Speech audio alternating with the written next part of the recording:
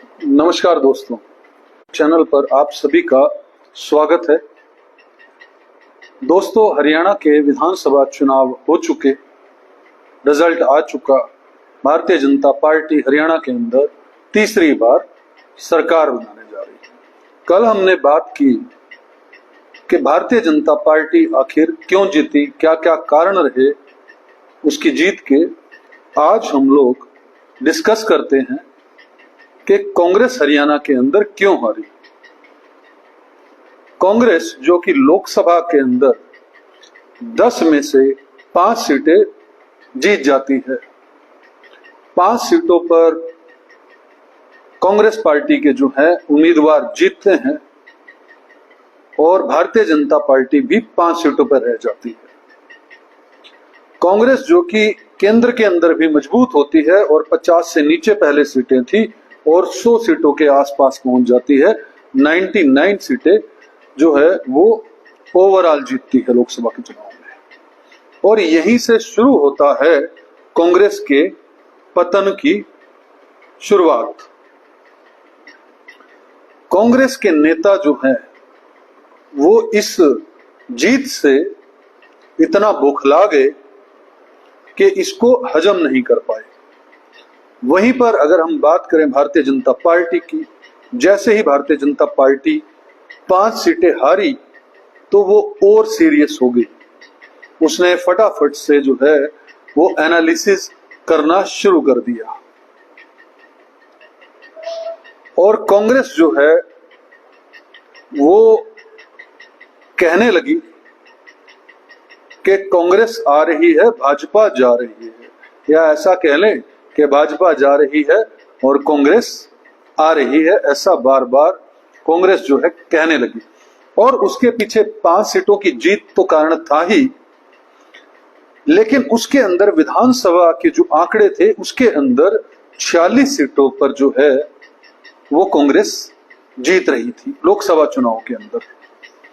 तो कांग्रेस के नेताओं को लगा अब तो मेहनत करने की जरूरत नहीं है और शुरू से एक नैरेटिव बनाना शुरू किया कि कांग्रेस पार्टी की हरियाणा के अंदर सरकार आ रही है। और ये नैरेटिव इतना मजबूत हुआ जिससे भारतीय जनता पार्टी के नेता भी अंदर तक हिल गए। हारने का जो सबसे पहला कारण जो है वो मुझे समझ आता है, वो आता है कि कांग्रेस को ओवर कॉन्फिडेंस मार गया। कांग्रेस का हर नेता और खास तौर पर भूपेंद्र सिंह हुड्डा जो है हर एक मंच पर ये बोलने लगे धीरे धीरे कि भाजपा जा रही है, कांग्रेस आ रही है, भाजपा जा रही है, कांग्रेस आ रही है। लगातार हर मंच से हर एक नेता जो है भूपेंद्र सिंह हुड्डा हो, चाहे कुमारी सैलजा हो, चाहे रणदीप सुरजेवाला हो, चाहे कैप्टन अजय यादव हो, जो भी कांग्रेस के नेता हैं वो सब ये बोलने लगे कि हरियाणा के अंदर भारतीय जनता पार्टी की जो गवर्नमेंट है वो जा रही है और कांग्रेस आ रही है। ये ओवर कॉन्फिडेंस जो था वो सबसे मुख्य कारण बना हरियाणा के अंदर कांग्रेस की हार का। हारने का मतलब ये है कि पिछली बार से 31 से 37 सीटें हो गई, सीटें बढ़ गई, विपक्ष मजबूत हो गया, लेकिन सत्ता से कांग्रेस दूर होगी। तो ओवर कॉन्फिडेंस जो है वो कांग्रेस को सत्ता से दूर ले गया। दूसरा कारण जाट फैक्टर। चारों तरफ जहां पर भी संगठन के प्रोग्राम्स हो रहे थे, संगठन की नुक्कड़ सभाएं हो रही थी। मैं करनाल की अगर बात करूं तो करनाल में जहां पर भी नुक्कड़ सभाएं हो रही थी वहां पर एक ही बात की जा रही थी कि भूपेंद्र सिंह हुड्डा के नेतृत्व में जो है वो कांग्रेस सरकार बनने जा रही है। मतलब कि अब हरियाणा के अंदर जाट मुख्यमंत्री होगा कांग्रेस की तरफ से, जबकि कांग्रेस ने इसका कोई आधिकारिक जो है बयान भी नहीं दिया। और भूपेंद्र सिंह हुड्डा भी ये बार बार बोलते रहे कि पहले जो है विधायकों की मीटिंग होगी और विधायकों के अंदर जो है वो नेता चुना जाएगा और वही मुख्यमंत्री बनेगा। लेकिन जो भूपेंद्र सिंह हुड्डा को सपोर्ट करने वाले हैं वो लगातार ये कहते रहे कि भूपेंद्र सिंह हुड्डा ही हरियाणा के मुख्यमंत्री बनेंगे, और लोगों को ये साफ तौर पर लगने लगा कि फिर से वही जाट राज आ जाएगा। मैं सभी कम्युनिटी के बारे में नहीं कह रहा हूं कि जाटों के अंदर अच्छे व्यक्ति भी हैं, हर एक कास्ट के अंदर अच्छे और बुरे व्यक्ति होते हैं, लेकिन जो जाटा शाही पॉपुलर है हरियाणा के अंदर, उसे जो है हरियाणा देखना नहीं चाहता। अगर हम भजन लाल जी की शासन को बात करें, जो कि कांग्रेस के अंदर उन्होंने शासन किया, वो भी नॉन जाट थे। भूपेंद्र सिंह हुड्डा जब पहली बार मुख्यमंत्री बने तो उनके एक भाई जो कह रहा है कि रहने दे, कुछ भी बोल रहा जी, तो जो है भूपेंद्र सिंह हुड्डा जब पहली बार मुख्यमंत्री बने तब वो भजन लाल जी के कारण से मुख्यमंत्री बने। भजन लाल जी सीटें जितवा कर लेके आए थे। दूसरी बार जब वो मुख्यमंत्री बनते हैं, उनके नेतृत्व में चुनाव लड़ा गया तो बहुमत हासिल नहीं हुआ कांग्रेस को, 40 सीटें आई मात्र।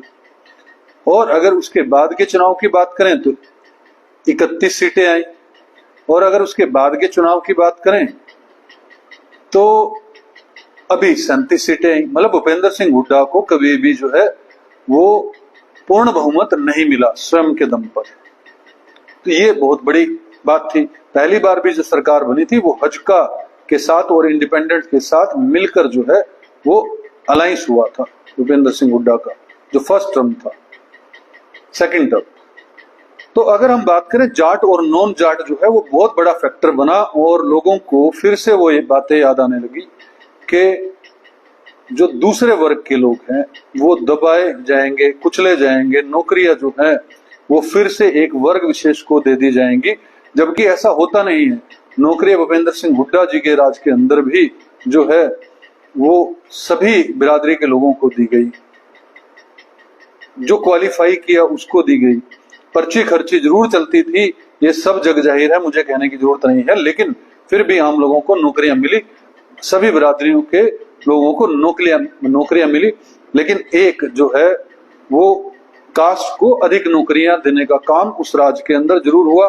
और मुझे लगता है कि अगर योगी जी उत्तर प्रदेश के अंदर है तो वहां पर भी ऐसा हो ही रहा है कि एक विशेष जाति के लोगों को नौकरियां मिल रही हैं, या कारोबार मिल रहे हैं, या उनको सरकारी प्रतिनिधित्व जो है वो मिल रहा है।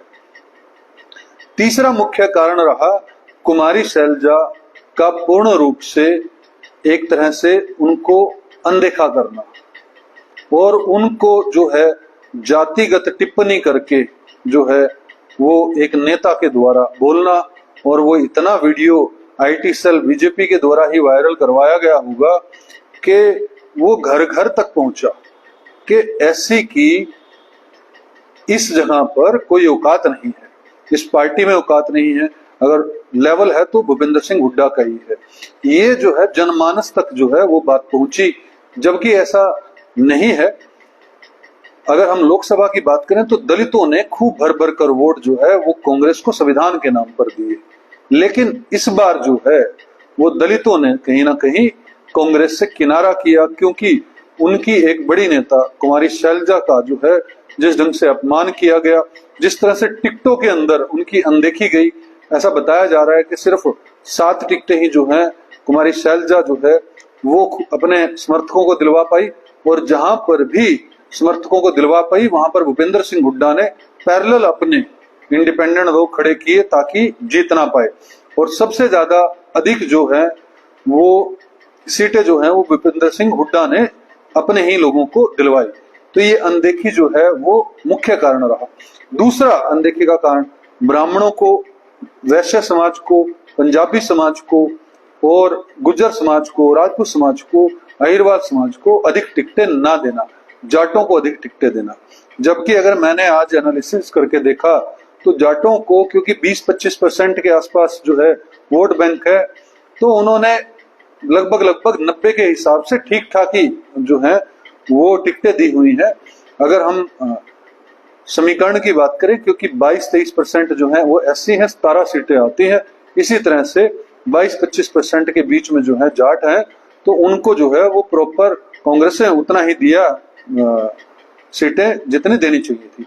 ओबीसी वर्ग को जो है टिकट डिस्ट्रीब्यूशन जो है वो कुल मिलाकर वो अच्छा नहीं हुआ। ये तीसरा कारण जो है मुझे नजर आता है। चौथा सबसे बड़ा कारण जो है वो नजर आया कि संगठन का पिछले 10 सालों के अंदर ना बन पाना। संगठन बनाने में पूरी तरह से कांग्रेस पार्टी असफल रही। सिर्फ और सिर्फ प्रदेश अध्यक्ष चुना गया और उसके नीचे का संगठन सारा का सारा मलियामेट रहा। संगठन ही नहीं होगा तो वर्कर कहां होंगे? वर्कर नहीं होंगे तो पार्टी चुनाव कैसे लड़ेगी? कांग्रेस जो है वो पूरी तरह से संगठन के बिना जो है चुनाव लड़ती हुई नजर आई और सिर्फ हवाबाजी के अंदर चुनाव लड़ती हुई नजर आई।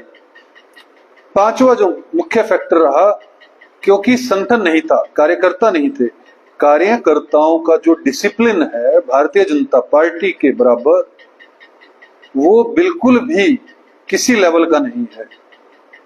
कांग्रेस के कार्यकर्ताओं में सिर्फ और सिर्फ हवाबाजी के अंदर जो है जनता के बीच काम करते हुए नजर आए, नेताओं की चापलूसी करते हुए नजर आए। जिस तरह से भारतीय जनता पार्टी का एक डिसिप्लिन्ड, डेडिकेटेड, हार्ड वर्कर है, इस तरह से कांग्रेस के अंदर ये तीनों क्वालिटियां जो है वर्कर्स के अंदर वो मिस नजर आई।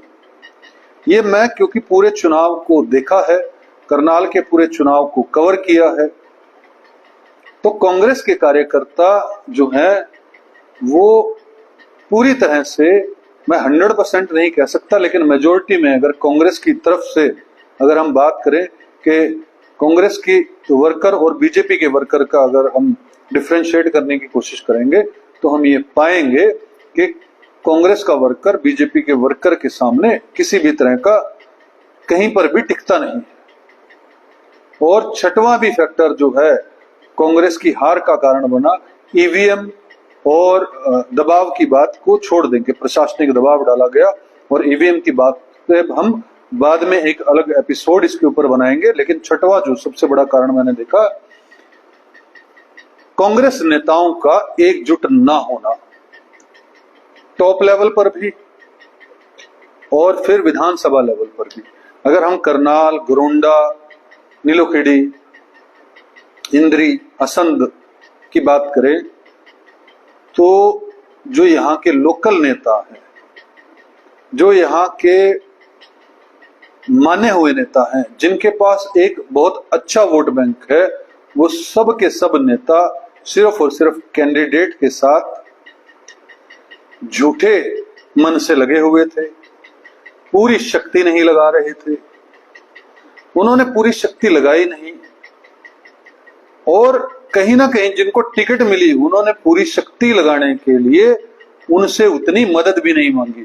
ऊपर खाते, क्योंकि हवा है भाई, कांग्रेस की तो सरकार आ रही है, भाजपा जा रही है, कांग्रेस आ रही है, ये नारा तो हम पिछले 4 महीने से सुन रहे थे और यही नेता मानकर बैठे थे कि हाथ के अंदर जो है जनता सरकार सत्ता लाकर दे देगी और फिर हम अपनी मनमर्जी करेंगे।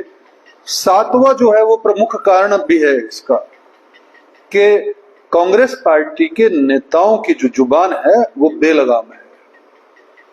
दोस्तों, चाहे भूपेंद्र सिंह हुड्डा हो, ये बात देखते ही नहीं कि मीडिया के सामने बात कर रहे हैं, ये बात देखते ही नहीं पब्लिक के सामने बात करते हैं, पूरी मरोड़ के अंदर मीडिया के सामने बात करते हुए नजर आए। जब करनाल के अंदर आए तो उन्होंने जो है वो पूरी ऐंठ साफ तौर पर दिखती है कि जैसे होते हैं ना कि एक व्यक्ति के अंदर इतनी मरोड़ होती है कि मैं तो मुख्यमंत्री बन ही गया, समझो, बनने से पहले। वहीं अगर भारतीय जनता पार्टी के नायब सिंह सैनी को देखें हम तो वो हर एक के सामने, वर्कर के सामने भी जो है वो झुकते हुए नजर आते हैं।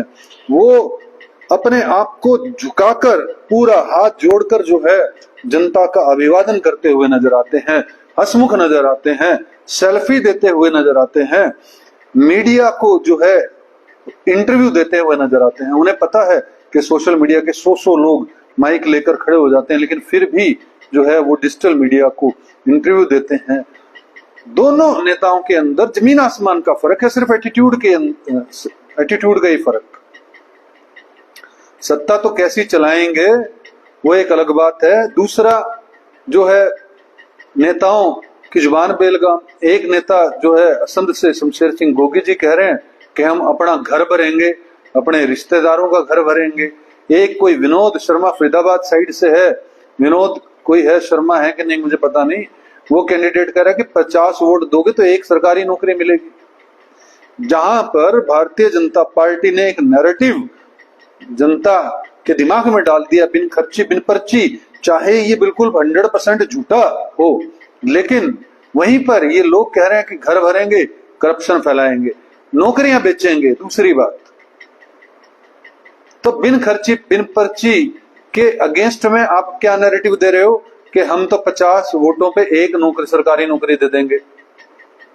अरे भाई, तुम्हारे बराबर का जो है वो घोषणा पत्र लेके आए थे, तुमने 2000 बोला, उन्होंने 2100 बोल दिया। महिलाओं का 2 लाख नौकरियां उन्होंने भी बोल दी। तो तुम्हारा तो कॉपी कर लिया पूरा का पूरा मैनिफेस्टो। तो आपको झुके हुए होना चाहिए, जो संगठनात्मक दिखना चाहिए। अब एनालिसिस कर रहे हैं राहुल गांधी और खड़गे जी। उस वक्त तो नहीं दिख रहा था कि जब शैलजा जी जो है वो चुपचाप अपना अंदर खाते बैठ गई जाके दिल्ली के या अपने घर पर, और कहीं चुनाव प्रचार करते हुए नजर नहीं। और वहीं भारतीय जनता पार्टी जो है वो जिस दिन आचार संहिता लगी उसी दिन से इलेक्शन मोड में आ गई। सारे नेताओं को एकजुट कर लिया। जो नहीं मान रहे थे उनको 12 तारीख 15 तारीख के आते आते 13 तारीख के मुझे ध्यान है, 13 तारीख के आते आते सभी एक दो जो नाराज भी चल रहे थे हर हल्के में, उनको मना लिया गया। लेकिन ओवर कॉन्फिडेंस की मरी हुई ये पार्टी सिर्फ और सिर्फ देखती रह गई कि सत्ता आ ही रही है, हमें क्या जरूरत है, हमें संगठन की जरूरत नहीं, हमें लोगों के से ठीक ढंग से बात करने की जरूरत नहीं, हमें कोई झुकाव दिखाने की जरूरत नहीं, हमें अपने नेताओं की जुबान पर लगाम लगाने की जरूरत नहीं। जब भूपेंद्र सिंह हुड्डा की जुबान पर ही लगाम नहीं है, जब वो तू तड़ाक करके जो है रिपोर्टरों से बात करते हैं और लोगों से बात करते हैं, तो वो शिष्टाचार जो है उनके चेहरे पर कहीं नहीं दिखता, उनकी जुबान में कहीं नहीं दिखता, मीठापन जो है उनकी जुबान में कहीं नहीं दिखता। तो ऐसे नेता के बलबूते पर अगर चुनाव लड़ेगी तो ऐसी पार्टी हार ही जाएगी। जबकि परसेंटेज कोई ज्यादा नहीं रहा, लोग पूरी तरह से परिवर्तन चाह रहे थे। लोगों ने 39% वोट किया हरियाणा के अंदर, और भारतीय जनता पार्टी को भी लगभग 40% ही वोट मिला।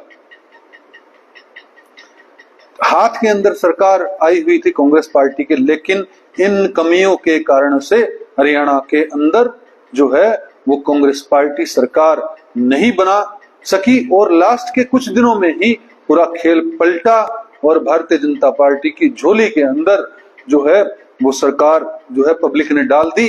कारण था उसका झुका हुआ नेचर, ठीक है, डिसिप्लिन्ड जो है वर्कर और नेता, युद्ध स्तर पर जो है इलेक्शन लड़ने की पूरी शक्ति लगाकर इलेक्शन लड़ना, एकजुटता दिखाना, भले ना हो क्योंकि 5 लोग टिकट मांग रहे हैं, टिकट एक को ही मिल रही है, 4 लोग मन से नहीं चाह रहे उसकी मदद करना, लेकिन संगठन सर्वोपरि है।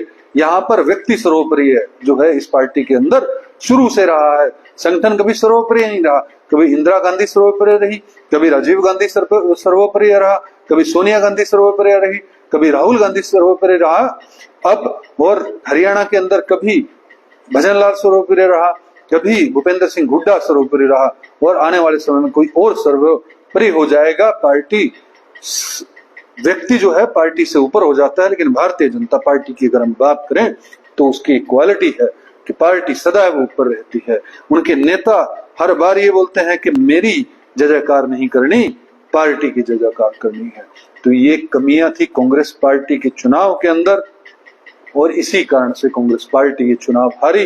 दोस्तों, अगर ये आपको विश्लेषण अच्छा लगा हो तो कमेंट के माध्यम से हमें जरूर बताइएगा, और हमारी वीडियो को लाइक और शेयर जरूर कीजिएगा, और हमारे चैनल को सब्सक्राइब कीजिएगा। जय हिंद, जय भारत।